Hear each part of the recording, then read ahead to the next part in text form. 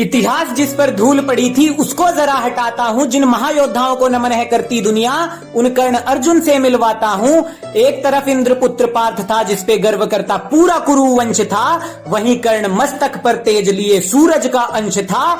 विडंबना थी बहुत भारी, नियति ने खेल ऐसा कुछ रचाया था। एक माँ की दो संतानों को न जाने शत्रु क्यों बनाया था। द्रोण के दो शिष्य बनने वाले आर्यव्रत की शान थे, दोनों ही बड़े वीर थे, दोनों ही शक्तिमान थे। अब किसे पता था आगे चलकर ऐसा कुछ इतिहास बनेगा। एक भाई दुर्योधन की आस बनेगा, दूजा माधव का विश्वास बनेगा। पर नियति के चक्र में दोनों पिस जाएंगे, क्योंकि एक धर्म रक्षक और दूजा अधर्मी के श्वास बनेगा। विकट बड़ा प्रश्न उठा ब्रह्मास्त्र मिला अर्जुन को द्रोण से। सभी जानते थे पार्थ ही इसका पात्र है और खड़े रहे मौन से। पर श्रेष्ठ बनने की होड़ थी तो कर्ण ने ये ना सहा, मुझे भी ब्रह्मास्त्र दो ये गुरु द्रोण से कहा। अरे ब्रह्मास्त्र सा विध्वंसक अस्त्र नहीं मिलता बंदर बाट में।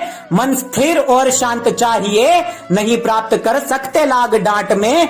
अरे बाकी सब भी थे वीर वहां, ब्रह्मास्त्र का उन्हें ना ज्ञान मिला। केवल कर्ण ने गुरुकुल त्याग दिया, अज्ञान का प्रमाण मिला। ब्राह्मण का वेश धर छल किया परशुराम से, बड़े बड़े वीर कांपते थे जिनके नाम से। ब्राह्मण था वही जिसे वेदों का ज्ञान था, सिर्फ यही जानकर भगवान ने दिया ब्रह्मास्त्र का दान था। धरती अंबर पाताल उस दिन थे कांप गए, जब कर्ण के गुरुद्रोह को भगवान थे भाप गए। पर्वत सभी धरा के और समंदर भी डोल उठे, और परशुराम कर्ण पर क्रुद्ध होके बोल उठे। तुम सा क्षत्रिय ना कोई हो पाएगा, पर झूठ के आधार पर ब्रह्मास्त्र ना साथ रह पाएगा। अरे जब मृत्यु होगी निकट तब तुम्हारा विवेक मर जाएगा, और अधर्मियों के काम कभी ब्रह्मास्त्र नहीं आएगा। और वहीं दूजी ओर पार्थ था जिसने धर्म का साथ चुना। द्रोण भीष्म इंद्र कृपा सभी गुरुओं से ज्ञान सुना। अरे पार्थ से मिली ये सीख, सीखने की ललक जो जगाएगा। उत्तम बनने की चाह से एक दिन सर्वश्रेष्ठ वो हो जाएगा। अब परशुराम से ज्ञान लेके कर्ण महायोद्धा बनकर आया था, और ऐसा अद्भुत वो वीर था जिसने जरासंध को एक दिन में हराया था। अब दुर्योधन का ऋण उसने भानुमति स्वयंवर में चुकाया था, जब दुर्योधन के प्राणों को उसने अपने शौर्य से बचाया था। अब जब प्राण बचा लिए थे तो फिर कैसा ऋण शेष था। दुर्योधन समक्ष कर्ण क्यों अधर्म करने को पेश था। कलयुग में भी अधर्म का बीज जो बो जाएगा, एक अधर्म करेगा तो आगे भी करता जाएगा। अरे फिर से धर्म युद्ध होगा, शीश उसका गिर जाएगा। अधर्म के साथ जो भी होगा उसका सामर्थ्य मिट जाएगा।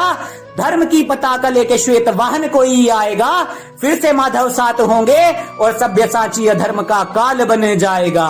अब दोनों वीरों की गाथा को आगे मैं बढ़ाता हूँ, युद्ध के हाल को संक्षेप में बताता हूँ। सामने कर्ण था पर वत्सा वो विशाल था, अनंत बल भुजाओं में विरोधियों का काल था। कर्ण के समक्ष उसका अनुज पार्थ था, भूत का कोई छल नहीं आज का यथार्थ था।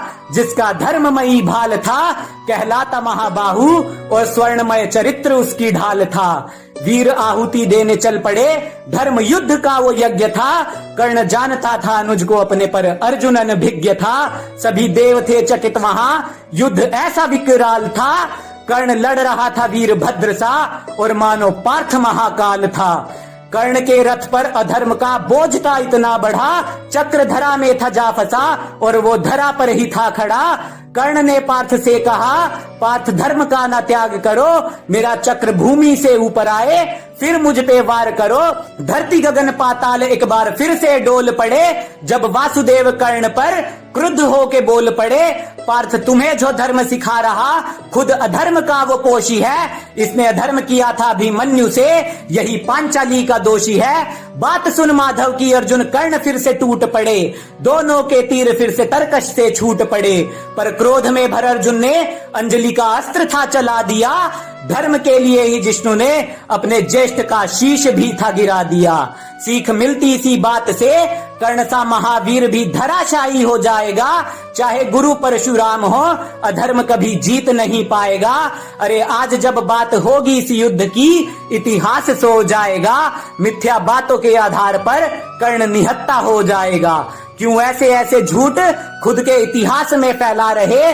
कुछ ज्ञान जला नालंदा में और कुछ को तुम जला रहे।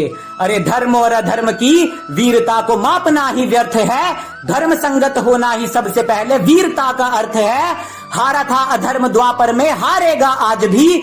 अरे सत्य का सदा से ही राज था, करेगा राज आज भी। जिस पक्ष में नारायण थे उस पक्ष में हम आज भी, और जिस पार्थ पर माधव को नाज था उस पर हमें है नाज आज भी, उस पर हमें है नाज आज भी।